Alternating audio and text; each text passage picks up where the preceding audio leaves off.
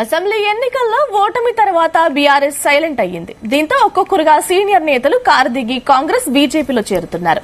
ఇప్పటికే Peddapalli sitting MP Venkatesh నేత పార్టీని వీడి కాంగ్రెస్ లో చేరగా మరికొందరు నేతలు అదే దారిని ఎంచుకుంటున్నారు. బీఆర్ఎస్ ఎమ్మెల్యేలు సీఎం రేవంత్ రెడ్డిని ఆయన నివాసంలో కలవడం, అదే సమయంలో సిట్టింగ్ ఎంపీలు పార్టీ మారుతుండడం గులాబీ నేతల్లో అనుమానాలకు పెంచింది.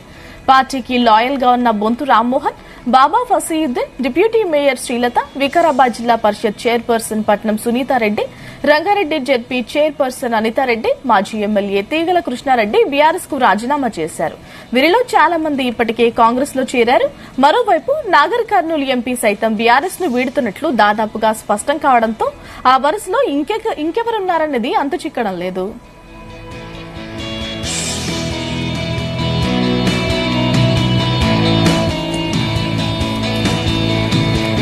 ఇక ఒక్కొక్కరుగా బీఆర్ఎస్ పార్టీని వీడుతున్నట్లు తెలుస్తోంది. మరికొంతమంది కాంగ్రెస్ లో చేరుతున్నారు.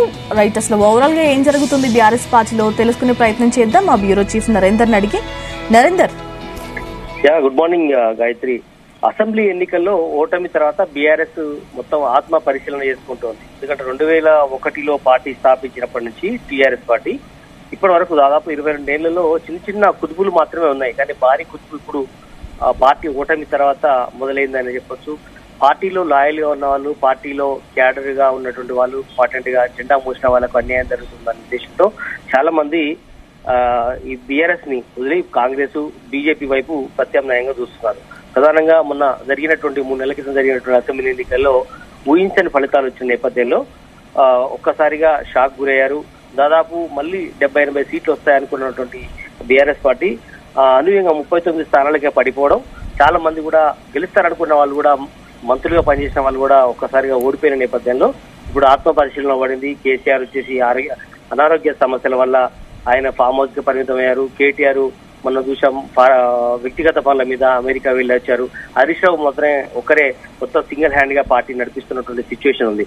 బట్ కేసీఆర్ బయటకు వచ్చి పూర్తి స్థాయిలో పార్టీని ప్రక్షాళన చేస్తే గానీ పార్టీ మళ్ళీ పూర్వవైభవం సాధించదు అన్నటువంటి చర్చ మాత్రం ఆ పార్టీలో నేతలు జరుగుతుంది. దాంట్లో చాలా మంది నేతలు కూడా షేర్ చేసుకుంటున్నారు. ఎందుకంటే పార్టీ నిలబడదు, బయటికి వెళ్ళడమే మంచిది అన్నటువంటి, ఎందుకంటే పార్టీని నమ్ముకున్నటువంటి తాము 20 ఏళ్లుగా సర్వీస్ చేశాం, కనీసం చిన్న కార్పొరేషన్ పదవి కూడా రాలేదు తమకు, కొంతమంది మధ్యలో వచ్చిన వాళ్ళకి మాత్రమే పదవులు వచ్చాయి అన్నటువంటి అసంతృప్తి మాత్రం ఆ పార్టీలో వినిపిస్తుంది.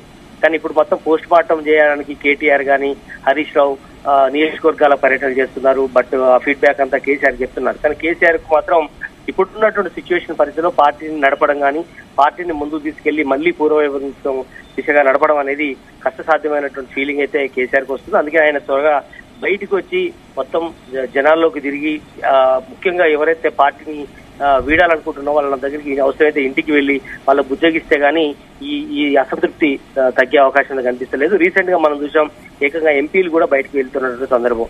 ఎందుకంటే పెద్దపల్లి ఎంపీ వెంకటేష్ నేతగా ఉన్నారు. ఆయన ఎంపీగా ఉండి ప్రజెంట్ సిట్టింగ్ గా ఉన్నటువంటి వ్యక్తి కూడా పార్టీని జారి వెళ్ళిపోయినటువంటి పరిస్థితి. మొదటి మేయర్ గా పనిచేసినట్టు బొంతు రామ్మోహన్ గాని, ఫసీయుద్దీన్ గాని, ఇట్లా చాలా మంది కూడా పార్టీని వీడినటువంటి సందర్భం. ఇప్పటికే ప్రస్తుతం ఉన్నటువంటి డిప్యూటీ మేయర్ గాని, వాళ్ళ భర్త గాని పార్టీ లాయల్ గా మొదటి నుంచి కూడా ఉన్నటువంటి పరిస్థితి. ఇలాంటి వాళ్ళందరూ కూడా పార్టీ వీడుతున్న నేపథ్యంలో ఇప్పుడు ఒక ఆత్మ పరిశీలన అయితే ఆ పార్టీ పడింది. రీసెంట్ గా సీఎం రేవంత్ రెడ్డిని ఇంటి దగ్గర 4-5 ఎమ్మెల్యేలు కూడా వెళ్ళి కలవడం జరిగింది. అప్పటి నుంచి కూడా పార్టీలో ఒక గుబులు అయితే మొదలైంది. ఎందుకంటే ఏకంగా మెదక్ జిల్లా నుంచి ఒక్కొక్కరుగా ఈ రకంగా ఆపరేషన్ ఆకర్షణ స్టార్ట్ చేశాడా రేవంత్ రెడ్డి అనే ఒక చర్చ అయితే పెద్ద ఎత్తున జరిగింది. దీనికి మొత్తం కూడా హరీష్ రావు కానీ వీళ్ళందరూ కూడా ఒక్కసారిగా అవక్కయ్యారు. ఇదంతా కావాలని చేశారా, లేదంటే పార్టీని జలకిచ్చేందుకు ఇట్లాంటి ప్రయత్నం చేశారా ఒక చర్చ కూడా జరిగింది. కానీ ఏదైనప్పుడు కూడా చిన్న స్థాయి నుంచి ఎంపీ స్థాయి లీడర్లందరూ కూడా అసంతృప్తితో ఉండడం, వాళ్ళందరూ కూడా పార్టీ మారుతారనే సంకేతాలు ఉన్న నేపథ్యంలో ఇప్పుడు ఆత్మ పరిశీలన పడింది. ఖచ్చితంగా ప్రత్యామ్నాయం కాంగ్రెస్ అనేటువంటి చర్చ జరుగుతోంది. ఎందుకంటే ఇప్పటికే పార్టీ అధికారంలోకి వచ్చింది. మళ్ళీ రేపు లోక్సభ ఎన్నికలు ఉన్నాయి 2 నెలల్లో. ఈ లోక్సభ ఎన్నికల నాటికి పూర్తి స్థాయిలో సమాయత్తం అయితే ఖచ్చితంగా అధిక సీట్లు గెలుచుకోవాలనేటువంటి ప్రయత్నం అయితే వాళ్ళు చేస్తున్నారు. ఇప్పటికే 10-12 సీట్లకు ఏమాత్రం తగ్గవనేటువంటి ఆ పార్టీలో చర్చ జరుగుతుంది. దాదాపు 14 సీట్లు టార్గెట్ గా రేవంత్ రెడ్డి ఇప్పటికే సభలు సమావేశాలు నిర్వహిస్తున్నారు. బీజేపీ కూడా అదే స్థాయిలో ఖచ్చితంగా టార్గెట్ 10 అని చెప్పేసి వాళ్ళు కూడా తిరుగుతున్నారు. కానీ ఇప్పుడున్నటువంటి పరిస్థితిలో బీఆర్ఎస్ కు ఆ స్థాయిలో గెలిచేటువంటి సత్తా ఉన్నటువంటి ఎంపీ క్యాండిడేట్ లేవడం, కింది స్థాయి క్యాడర్ అంతా దూరం అవుతుండడం, ఆ పార్టీకి అయితే కలవరం చేస్తున్నటువంటి సందర్భాన్ని చూస్తున్నాం.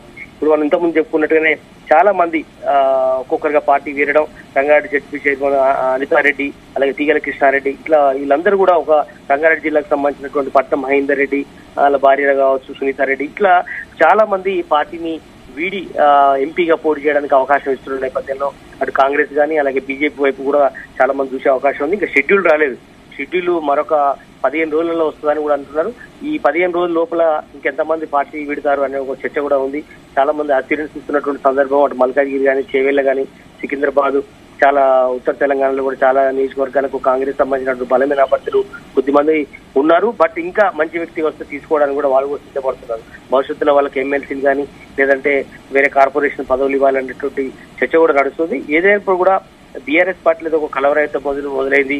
జోడుగురాలుగా పనిచేస్తున్నటువంటి హరీష్ రావు, కేటీఆర్ కూడా పూర్తి స్థాయిలో కాన్సన్ట్రేషన్ చేయలేకపోతున్నారు. వాళ్ళని మెప్పించలేకపోతున్నారు.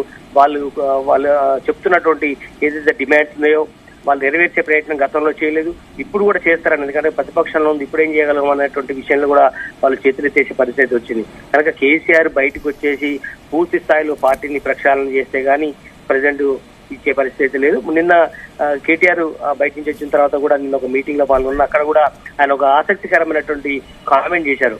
మొదటిసారి కారు సర్వీసింగ్ వచ్చింది అని. అంటే కారు సర్వీసింగ్ ఇన్నేళ్ల తర్వాత వచ్చిందంటే ఆయన ఒక పార్టీ కుదేలైంది అన్నటువంటి సంకేతాన్ని ఆయన ఇండైరెక్ట్ గా చెప్పే ప్రయత్నం అయితే చేశారు. మొత్తానికి ఒక గులాబీ పార్టీ అయితే ఇప్పుడు వాడిపోతున్నటువంటి పరిస్థితి కనిపిస్తుంది. ఆ రెమ్మలు ఏదైతే ఉన్నాయో అవన్నీ ఒక్కొక్కటిగా ఊడిపోతున్నటువంటి పరిస్థితి, అంటే వెళ్ళిపోతున్న పరిస్థితి మనకు చాలా స్పష్టంగా అర్థమవుతోంది. ఎందుకంటే బొంతు రామ్మోహన్ లాంటి వ్యక్తి మొదటి నుంచి పార్టీలో ఉన్నారు. అట్లాంటి వ్యక్తులు, పరిస్థితులు లాంటి వ్యక్తులు, ఇట్లాంటి వాళ్ళందరూ కూడా వెళ్ళిపోతున్న నేపథ్యంలో వాళ్ళకి ఏం అన్యాయం చేశామన్నటువంటి చర్చ జరుగుతోంది. అంటే నిజంగానే వాళ్ళకి టికెట్లు రావడం కోసం వెళ్ళిపోతున్నారా, పార్టీలో ఏమైనా ఇబ్బందులు ఉన్నాయా అన్నటువంటి విషయంలో. ఎందుకంటే మొన్న మనం లోక్సభ సమీక్ష సమావేశం కూడా చూసాం. దాంట్లో చాలా మంది కూడా కనీసం మీ దగ్గరికి వచ్చి కలవడానికి కూడా మాకు టైం దొరకలేదు. ఈ నెలలో కేటీఆర్ కావచ్చు, కవిత కావచ్చు, హరీష్ రావు దగ్గర కూడా రాలి అనే పరిస్థితి ఉంది.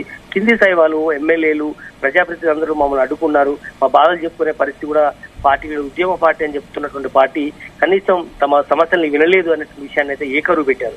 బట్ ఇవన్నీ చూసిన తర్వాత ఖచ్చితంగా పోస్ట్ మార్టం అయితే జరగాల్సిన అవసరం ఉంది. పార్టీలో దాదాపు 21-22 సంవత్సరాల నుంచి పార్టీని ఎలాగోలా నెట్టుకొచ్చినటువంటి పరిస్థితి. ఇప్పుడు 10 ఏళ్ల అధికారంలో ఉన్నటువంటి బీఆర్ఎస్ పార్టీ ఇప్పుడు ప్రస్తుతం చాలా కష్టంగా మారుతుంది.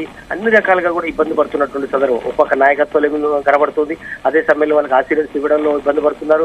కొంతమంది పార్టీ పదవులు ఉన్న వాళ్ళు మాత్రం పదవులను అనుభవించి వెళ్ళిపోతున్న వాళ్ళు కూడా ఉన్నారు. కనుక పార్టీని బెట్లా కాపాడుకోవాలనేటువంటి అంశం మీద కేసీఆర్ మొదలుపడుతున్నట్టుగా తెలుస్తుంది. ఆయన త్వరలోనే తెలంగాణ భవన్కి వచ్చి మొత్తం నియోజకవర్గాల వారీగా మళ్ళీ ఒకసారి రీఫ్రెష్ చేయాలన్నటువంటి పరిస్థితి ఉంది. కొంతమంది నిజమైనటువంటి కార్యకర్తలకు భరోసా కల్పించాల్సిన అవసరం ఉందని కూడా పార్టీ వాళ్ళు చెప్తున్నారు.